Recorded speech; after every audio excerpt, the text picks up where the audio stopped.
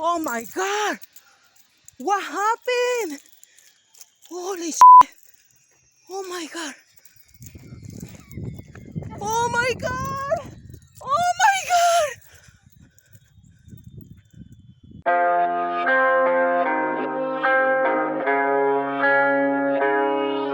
God! So it was a pretty typical canyon response for us. It was a TC trapped up the canyon. We didn't have much info besides that. So once we pulled up on scene, there were no victims trapped. Found one vehicle on the side of the mountain and two patients.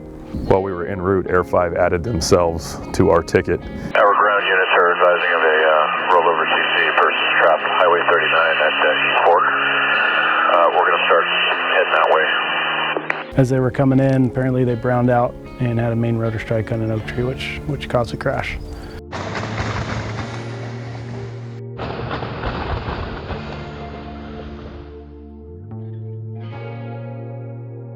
I was going to take my patrol and drive up canyon to pick Air 5 up where we're standing right now.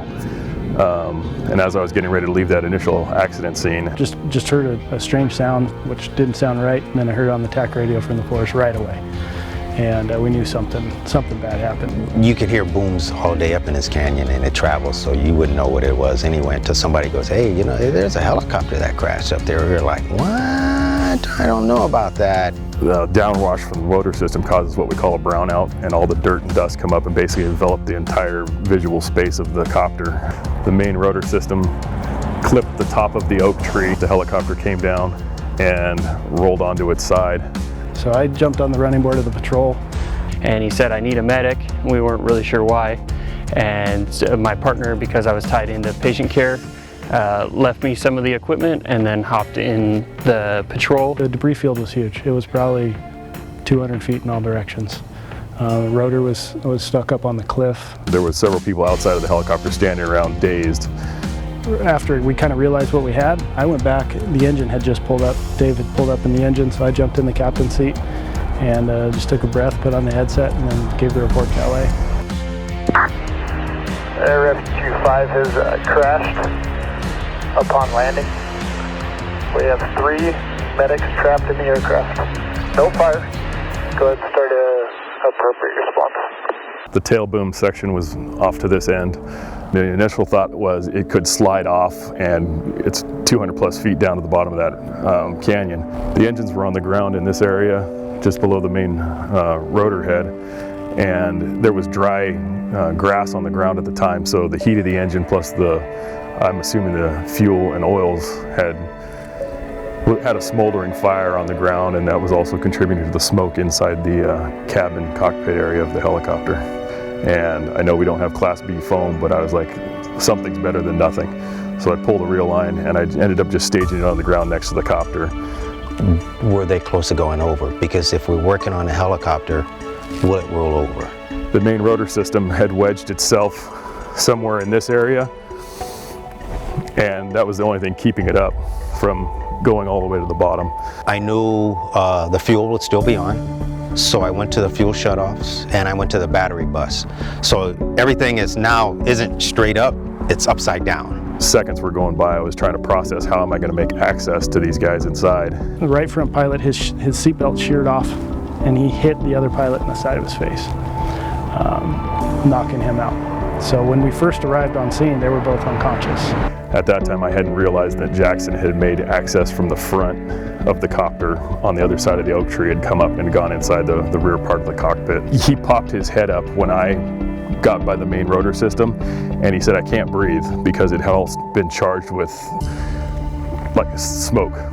So I'm thinking in my mind, let me get 2 BAs, one for the patient and one for Jackson, so we can work on that. Aaron was working on the cockpit door, trying to make entry into that. They were both unconscious at the time. Just started cutting their seatbelts. We had to secure their weapons, and once we got their weapons secured and detangled them from the seatbelts, we started to make a move. Jackson was on air behind me because the smoke was still in the back half of that cockpit area. I was able to lift the guy by his vest, pick him up, and basically pass him off to Buddy, and there was several other individuals out there at that time. These were dead weight guys that were having trouble getting out, and having a guy like Aaron that is just all bulk, being able to lift someone out of a copter is huge. It wasn't something we were responding to. It was something that happened on the incident. It was an IWI. It was just like having one of our copters crash, because we do have a relationship with him, and we do work with him on a day-to-day basis.